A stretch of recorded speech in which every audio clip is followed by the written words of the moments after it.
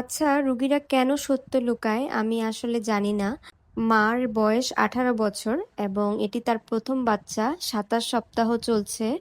তিনি দুপুর থেকে তার বাচ্চা নড়াচড়া পাচ্ছেন না এবং তিনি 7টার দিকে এসেছিলেন সন্ধ্যা। তো আমি বললাম যে আপনাকে স্যালাইন এবং অক্সিজেন দিতে হবে।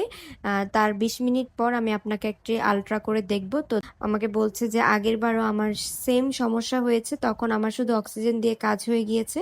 তো তারা স্যালাইন দেওয়া নিয়ে অনেক গড়িমসি করছিল। তো এরকম করতে করতে 1 ঘন্টা সময় নষ্ট হয়ে গেছে।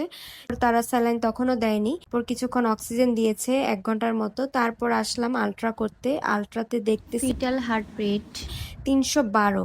আমি রিপিট আবার ফিটাল হার্ট রেট নিলাম, দেখলাম 319। আমি জানি না যারা প্র্যাকটিস করেন তারা এটা কখনো পেয়েছেন কিনা, এত বেশি ফিটাল হার্ট সাউন্ড।